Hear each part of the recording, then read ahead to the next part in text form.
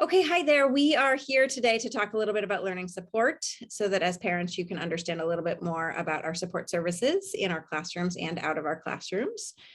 So we'll get started here. The first thing I just want to say, as you see all of us on the screen, is the best person to reach out and ask questions about your particular child to go to is first the classroom teacher and also the learning support specialist.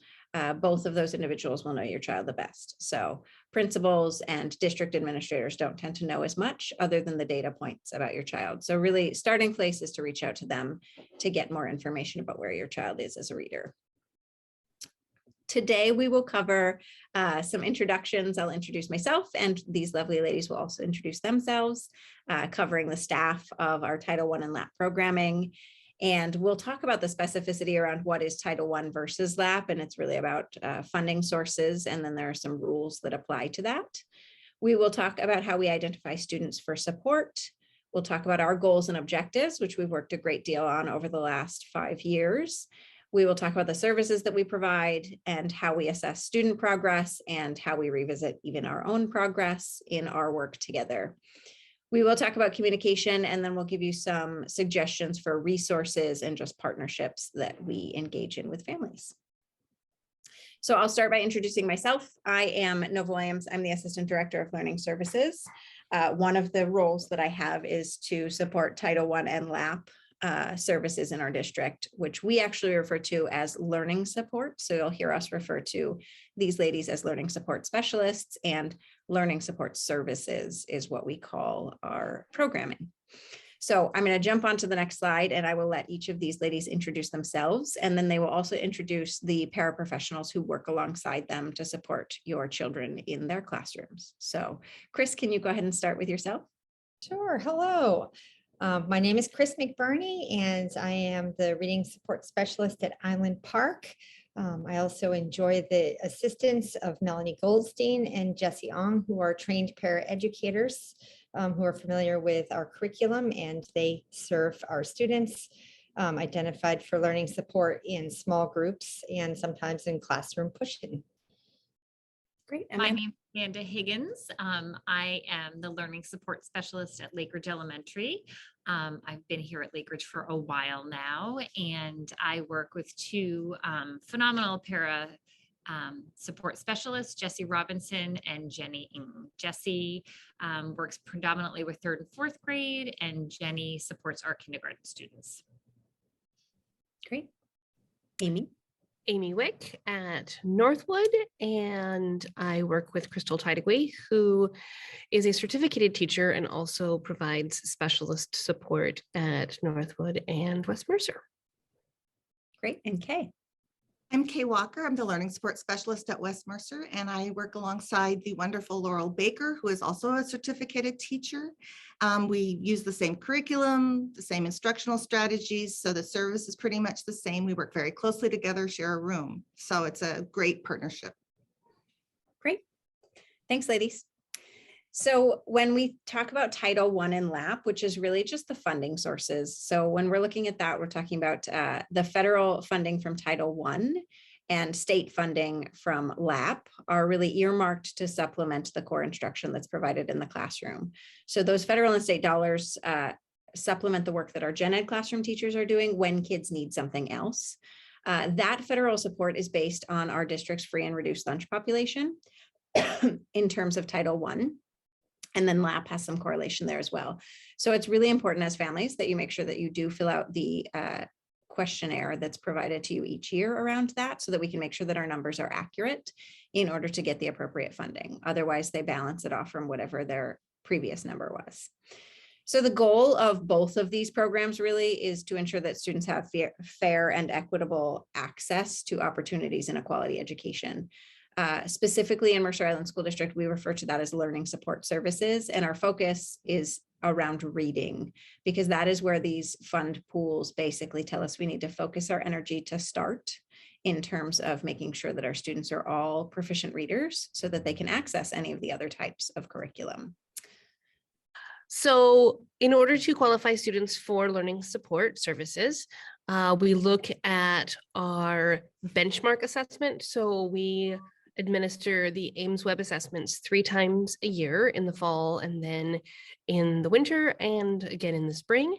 And each teacher, so in individual classrooms, those assessments are administered, and then we look at all of that data and identify which children are at risk or are not currently meeting our literacy standards. And then as the learning support service providers, we will then look at doing additional assessments. So if you look at the bullets, classroom teachers administer the Ames Web and the Mondo assessments, and then those of us that you're seeing right now, we will be giving the diagnostic decoding surveys and looking at a couple other pieces to gather information so that we get a greater picture of who students are as learners. And then we can also look at Smarter Balanced, the state administered assessments, and then progress reports so that we really get a good idea of who could qualify for additional support and make sure that students aren't falling through the cracks and getting left behind. One of the layers that I'll just add on here is to say that many of you may have gotten an email about your student and Senate Bill 6162, and that one is really around identifying students who have areas of weakness associated with dyslexia. To be very clear, we are not screening students for dyslexia as a part of that process. In fact, we cannot do that in this particular role and type of assessment that we're using. We really need other assessments administered by a psychologist to do that. But what we do look for is students who are falling below benchmark with their reading. So you may have gotten that. There is not necessarily something that you need to worry too much around, but what I want to acknowledge is that with these ladies and with the teaching teams, we've built a whole protocol of assessments that includes far more than just what you're seeing here. So while these are sort of the big rocks in terms of what we're doing, we are also doing a lot of other assessments to help support diagnostic attempts at whatever it is that we're trying to identify for students and what their areas of weakness are, so that we can target those in our instruction, both in the gen ed classroom and also in learning support as is necessary. Okay, so what are our goals and objectives for learning support services? We want to provide supplemental services, additional services to identified students to help them reach standard. We do this by providing research-based curriculum, which will be talked about later. And we want to accelerate the achievement of students performing below grade level so they catch up to their peers and they can fully read whatever is going on in their gen ed classroom. We want to have students work with highly qualified trained educators. So we are well trained, as well as our paraprofessionals. They're very well trained, and provide participants with individual or small group instruction. So they get the additional classroom instruction in small groups and get that attention that they need at their level. And we have identified their needs. So it's very individualized and differentiated. The services that are provided through learning support are grounded in the 5 pillars of research-based reading instruction. The first one being phonemic awareness, and that is a student's ability to hear and manipulate the sounds in spoken words. Phonics is the second one, and that is matching the symbol of a letter to the sounds that it represents. So that could be one letter represents one sound, or 2 letters work together to represent a sound, all the way up to 4. The third area is fluency, where we're reading connected text with speed and accuracy and proper expression, so that the students are reading at a rate that's not too slow nor too fast to support their comprehension. Vocabulary is another area, and that is understanding the meaning and use of words. A student's vocabulary and depth of vocabulary can impact their decoding and comprehension is the last area, and that's obviously deriving meaning from what was read. So to support those goals of learning support, our curriculum has been vetted and is based in science of reading research. Our curriculum is aligned to work on phonological awareness and phonemic awareness and phonics, vocabulary, and comprehension. It is comprised of a series by Really Great Reading. It starts out with kindergarten countdown, blast, which is used mostly in first and second grade, and HD word for our upper elementary. We also have a routine of Heggerty phonemic awareness. These practice guides are just quick resources that are used often in general ed classrooms as well as in our classrooms to support the development of that ability to manipulate sounds and strengthen phonological awareness skills. Our paraeducators as well as ourselves have all been trained in the specific delivery of that curriculum. And we also use it in conjunction with general ed curriculum such as Mondo reading and guided spelling. Our materials are research-based and they combine phonemic awareness, phonics, fluency, vocabulary, and comprehension. The services are provided in small groups as well as in one-to-one settings with the teachers and our trained staff. We also add in layers of multisensory and kinesthetic options to help deliver that instruction and practice in a multitude of means.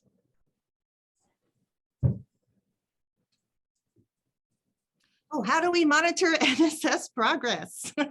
Well, we look at the benchmark assessments that the teachers give 3 times a year. You may have heard the term AIMSweb Plus already. That is the benchmark assessment. If you are in kindergarten, you have some letter naming, letter sound assessments, phonemic segmentation assessments, and then first grade through 5th has oral reading fluency, and first grade also has additional early literacy tests, such as nonsense word fluency. So we look at that, and then we decide, who qualifies for learning support services, which Amy covered earlier.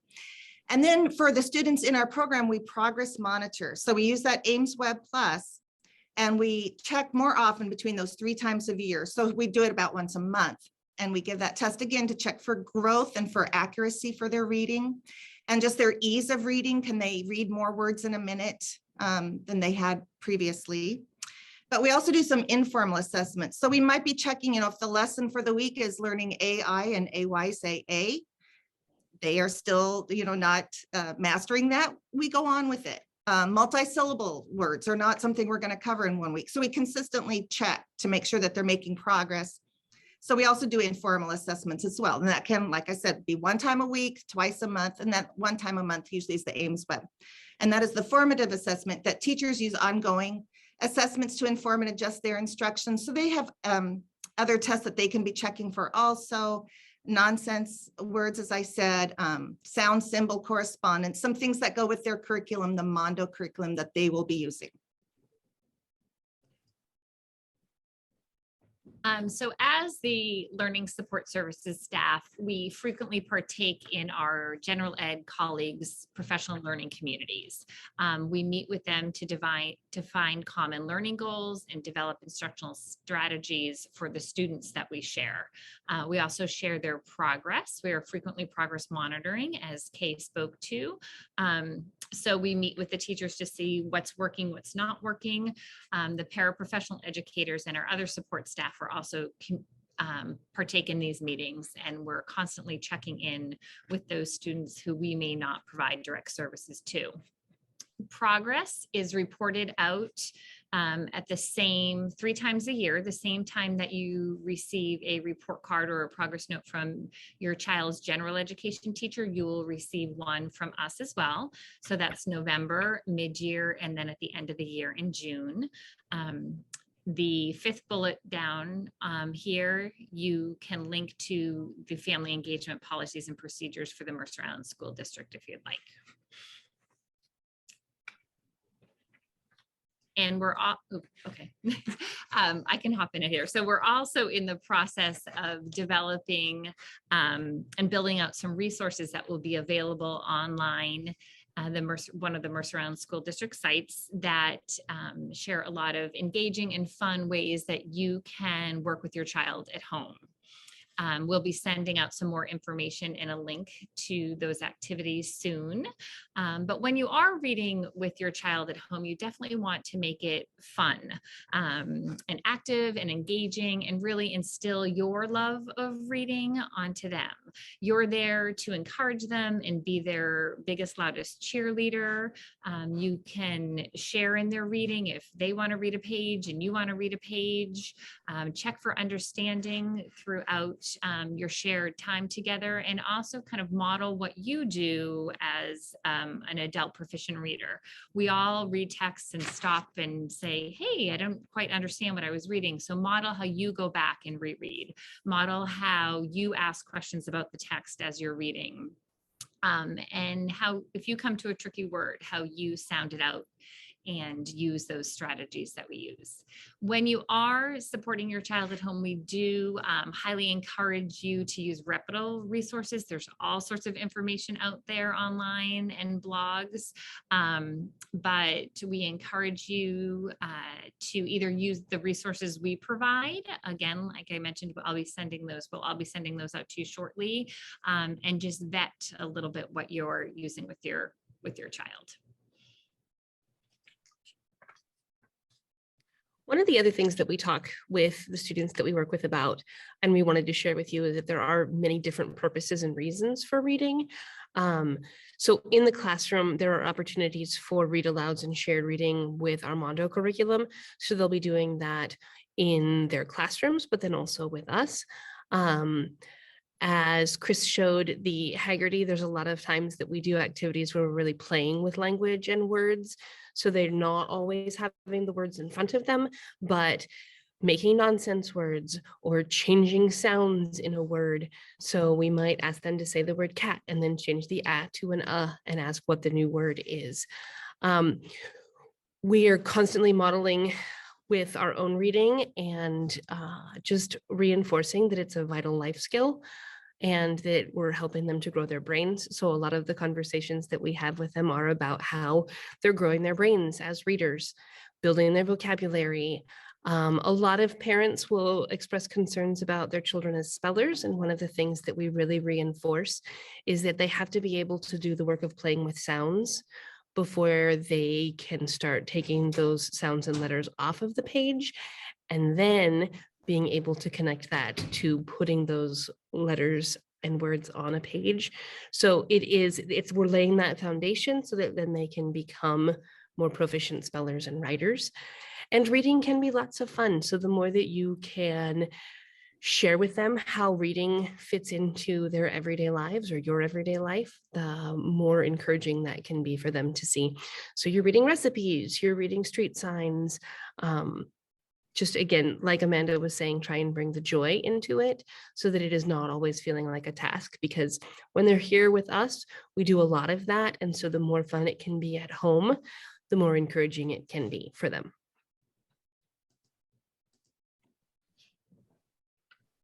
So to layer in some more places to go to look for online support at home, as mentioned, our Learning Services website is going to be updated with some really great links.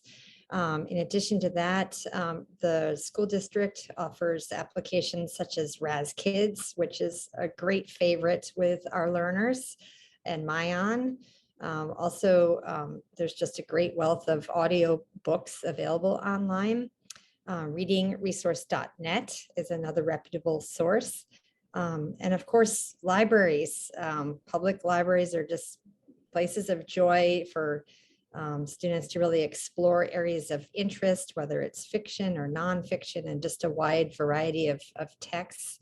They can also discover your own interests as a family. And of course, our school libraries are also a wonderful resource, and our librarians are just fantastic. They take great joy in helping our learners to connect with texts that are of interest and at the right level for them. So please feel free to reach out to any one of us for those resources, in addition to this online support that's available. Thanks, ladies. So the last thing I think I'll just say is that I would say as a parent, you're very lucky that your child has the opportunity to work with one of these lovely ladies.